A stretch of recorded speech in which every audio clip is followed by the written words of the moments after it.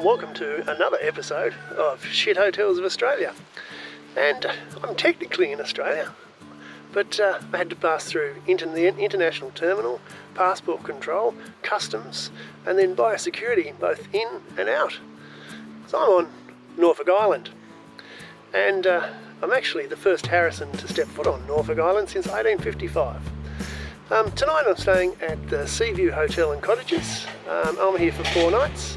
I'll also be doing a companion video about family history on my other channel, but let's go and have a look and see what it's like.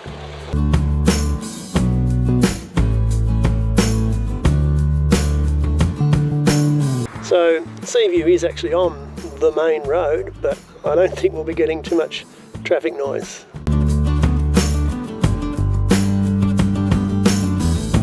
It's not often you go into a hotel that's got cow dung.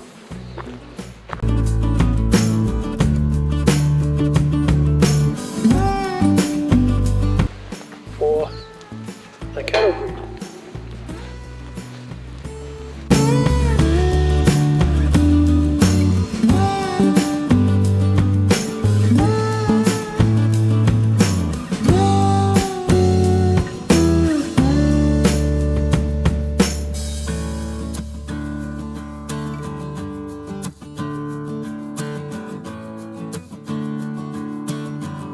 Well, the Seaview certainly lives up to its name. Look at that view.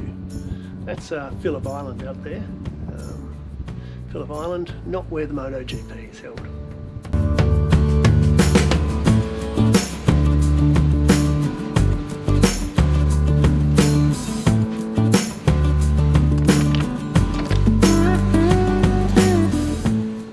So this is the room that I've booked for the next 4 nights at the Seaview Hotel and Resort. I'm not quite sure of the name, I better check it out. Queen size bed, dining chair, desk, small TV, small fridge, cupboard with an iron and a hairdryer, and a heater, which is good because it's a little bit nippy today. It's about 16, 17 degrees. Then we have bathroom, quite small but reasonably well appointed. And clock radio. And fan.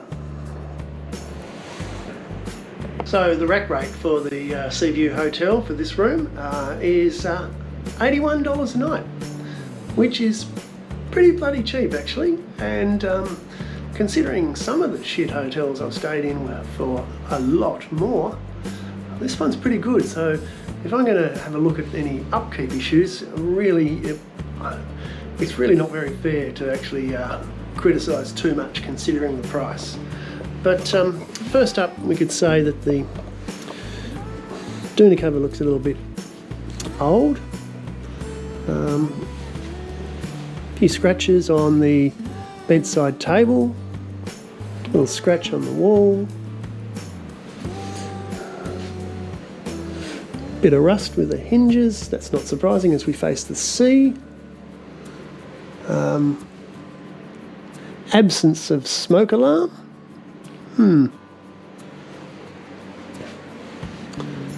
Few little scuffs there.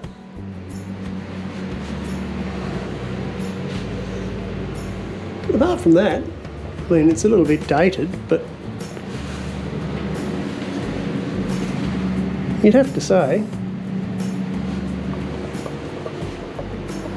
that it's pretty good. Even the bathroom door hasn't rotted away. Take that, Blue Hills. So yeah, not bad at all.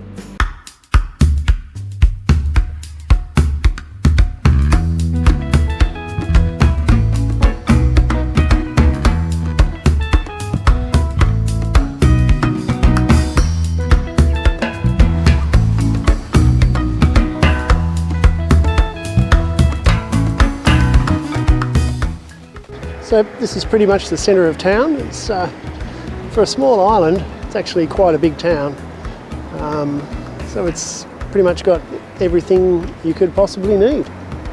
And a beautiful laid-back country town feel. It feels really good. I can see why people move here for lifestyle reasons. I might have to actually reassess things. And now it's time for the, I know you hate this, but we'll do it anyway, the Shit Hotels of Australia instant coffee test.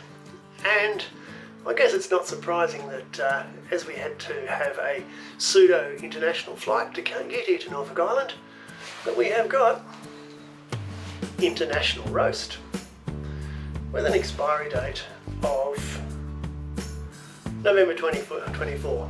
So at least it's in date, but no, I won't be drinking it.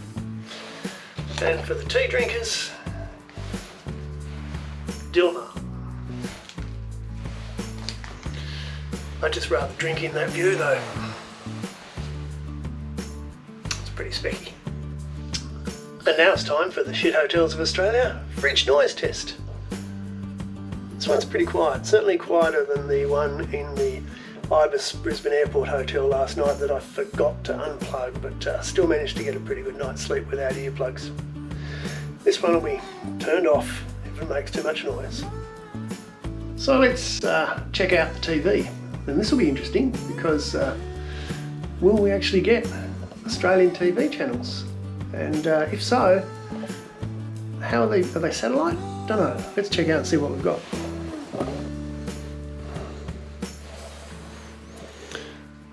Well, it turns on and it's not a smart TV, so it's not pretending to fool anyone. And we've got ABC. And what else have we got? Impaja. What is that? I'm thinking here what we've got are the same TV channels that you get like when you're travelling on the Spirit of Tasmania. They must be broadcast by some sort of satellite. Yeah, interesting. Looks fine. Just have to remember the time difference. Now, on the way in from the airport, the bus driver was very helpfully pointed out the two places on the island where you could buy alcohol. One, the liquor bond store, and two, the serious sellers here at Seaview. And he said that duty-free prices, and Seaview recently opened their cellars and they're very competitive. Well, from the cellars, it looked like the spirit prices were possibly duty-free, but there were no prices on the 6-pack of VB and the 2-litre cask of Goon, which is my calling card for this channel. Guess the price.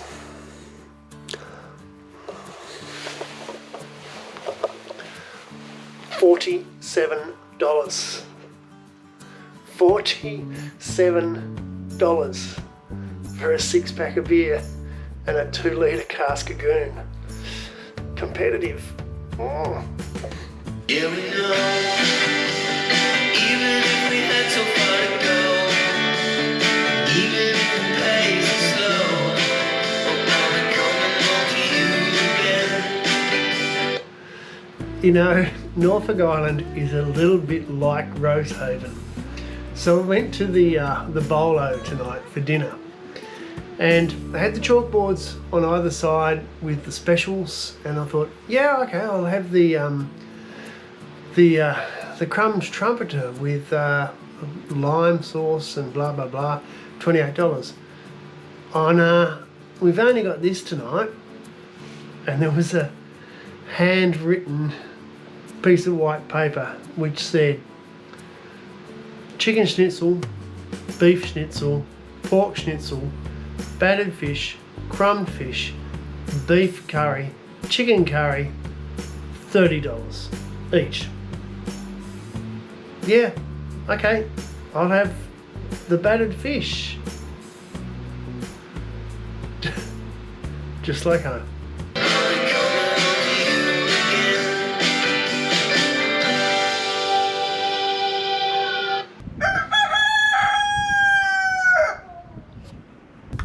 So this is Mount Pitt. Mount Pitt is the second highest peak on Norfolk Island, but admittedly only by 1 metre. And if we look around here, we can see the Norfolk Island Airport, and then the main CBD of Burnt Pine, and then looking out in the distance we've got Nepean Island, and further afield Phillip Island. And the surf break you can see just inshore of Nepean Island is Kingston, the location of the penal settlement. And it's about 5 to 12 local time, which is pretty much the time that my Qantas flight arrived on Tuesday, flying in from Brisbane. So if we stick around for a while, we might be able to see a plane come in. Although I'm not exactly sure whether they have daily flights here to Norfolk or whether they might be every second day. So we'll just wait around and have a look. And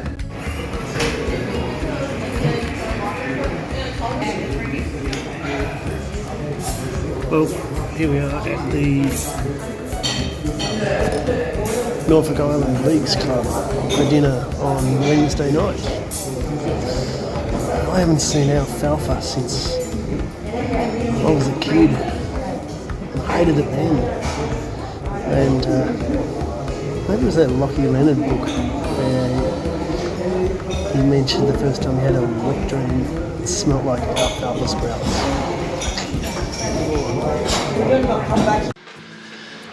Now, before you start thinking that I'm obsessed with alcohol, I'm not. I just like it. Well, I checked out the other store, the Liquor Bond store, the official actual government liquor store, apparently duty free, and again, all the spirits prices were remarkably cheap.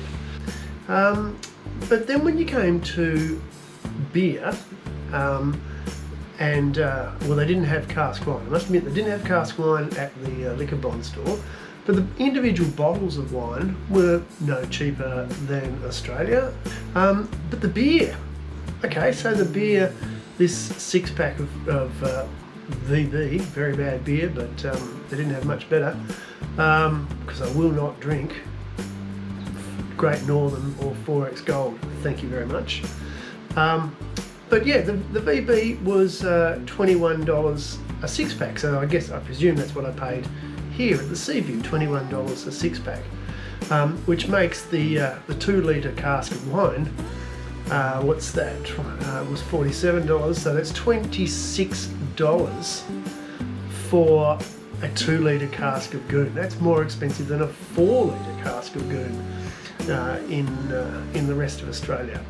But okay, the 6-packs were $21, but a carton of beer, of 24 cans of beer, was $80.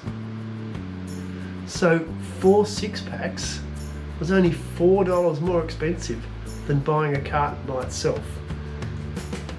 And okay, it even gets more confusing. So I've just come back from dinner, and I had a glass of Shiraz, which was $8 because the price was on the thing, and I had a schooner of 150 lashes. Altogether, the cost was $16.50. So the wine was $8 and the beer was $8.50, which is certainly a lot cheaper than I paid in the Ibis Brisbane Airport Hotel last night, and I suggest is probably an average Australian price. So average Australian bar prices, ridiculously expensive carton prices, ridiculously expensive goon prices, and duty-free spirit prices. Go figure.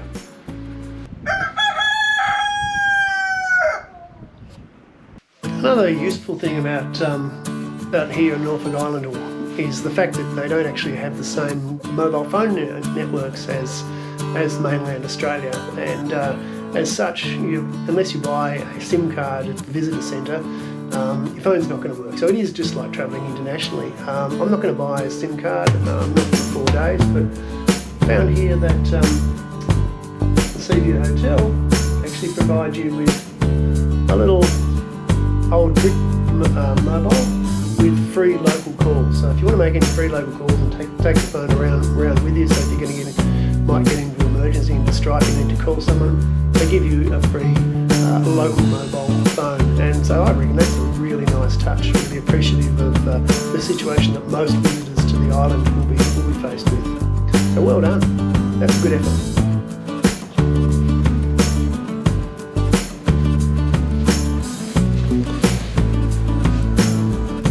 So there's the guest laundry, and there's laundry powder, and it's free of charge.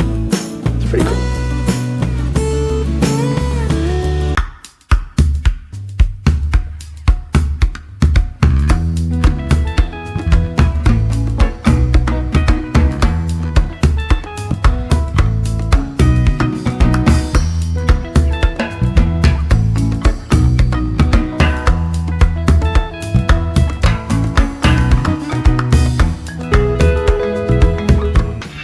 So I don't know whether it's an island time sort of thing or what it is, but before when I booked my accommodation, I tried to book a hire car, and in fact I did book a hire car, confirmed by a guy called Greg. I booked a hire car. He also said we couldn't pick it up from the airport, and to get the Pine Tree Tours bus from the airport. Got to the airport, got to the Pine Tree Tours bus. There was no record of my name, but oh well, they let me on. And then when I got here at the hotel, there was no hire car waiting for me. Not to worry, the guy would organise one, that's fine. We'll be here in about 20 minutes. So 20 minutes, half an hour went by, went down to check. It's not here yet. And I said, well, I'm going to go for a walk, I think. And he said, yeah, well, when it arrives, I'll just bring up the documents and put them in your room and you'll be all good.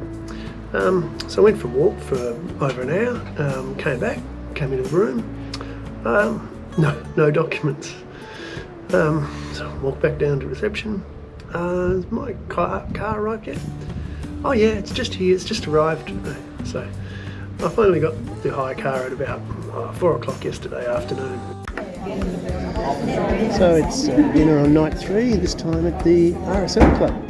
I must admit that the normal shout of a can of VB and a glass of red, so $14.50. Pretty good. Cheaper by far than both the bowling club and the leagues club. Nice view here too, and we'll see what the meal's like. Well, this pork chop looks a little bit more inspiring than either of the other 2 meals I've had so far. Sounds, looks really good. I think I'm going to enjoy it.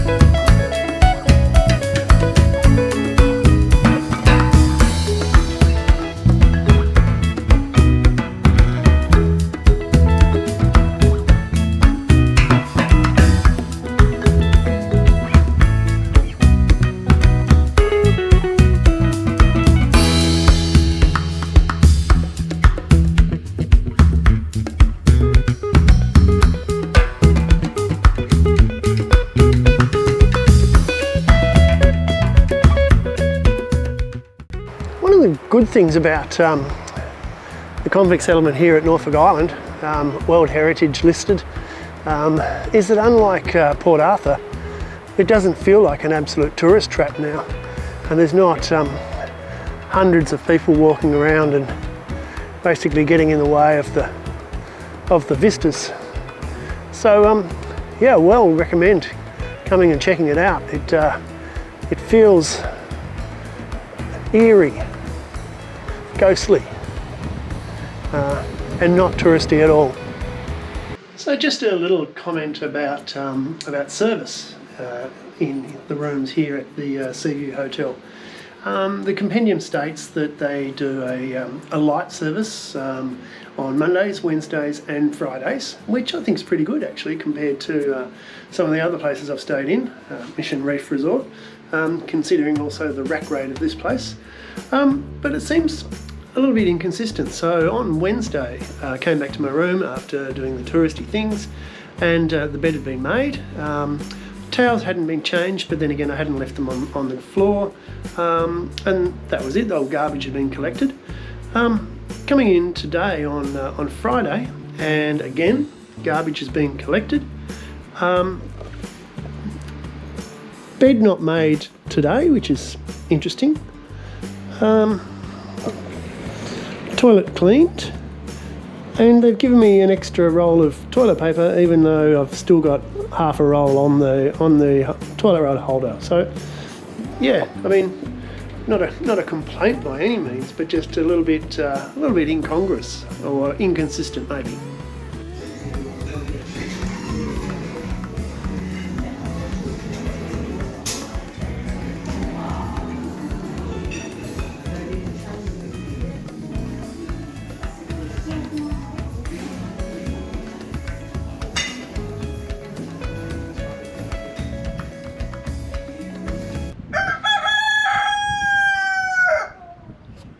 And now it's time for the pirate score.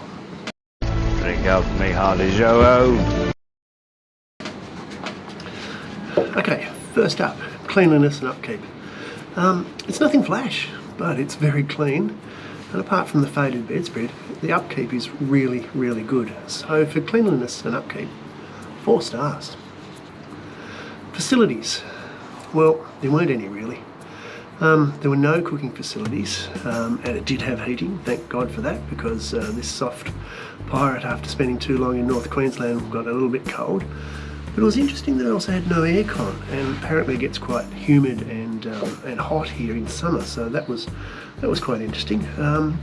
But with the no cooking facilities, I guess really there wasn't anything else. I mean, it had a kettle, I guess, and a hairdryer. No, did it have a kettle? I don't think it did. 1 star.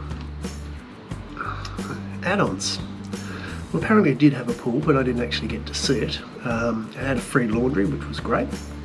You could also go and, if you'd run out of supplies like toilet paper and things like that, go and pick it up from the laundry. That was great.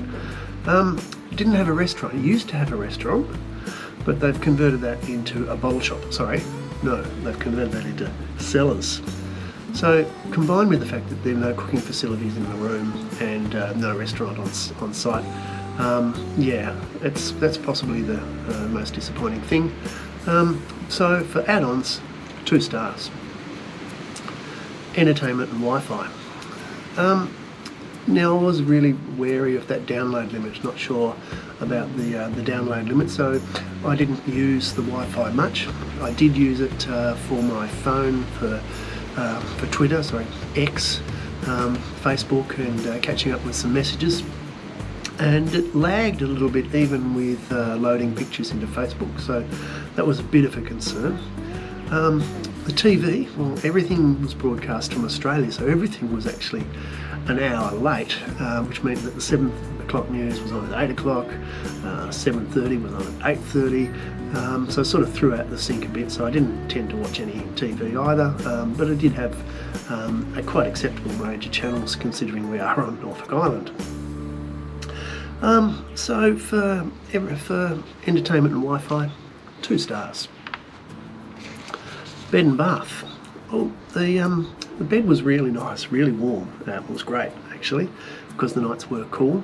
The pillows were that sort of frustrating thing, you know, like not quite big enough, and with one, and then 2 pillows was too high, so I had a little bit of a sore neck, but that's neither here nor there. Bathroom was functional. It did have a bit infuriating that the shower head was just at that height to not have to really bend too far underneath, but then if you stand up straight you do bang your head on it. So for bed and bath, 3 stars. Service. Well, I guess we're going to have to factor in the concept of island time. But there were some sort of stuff-ups which were a bit annoying. So, for example, I was supposed to have a shuttle in from the airport, but when I got there, there was nothing booked for me. But Norfolk Island, they gave me a free lift in anyway, so that was pretty cool. Getting here to check in, hire car wasn't here, but they managed to get it here that afternoon.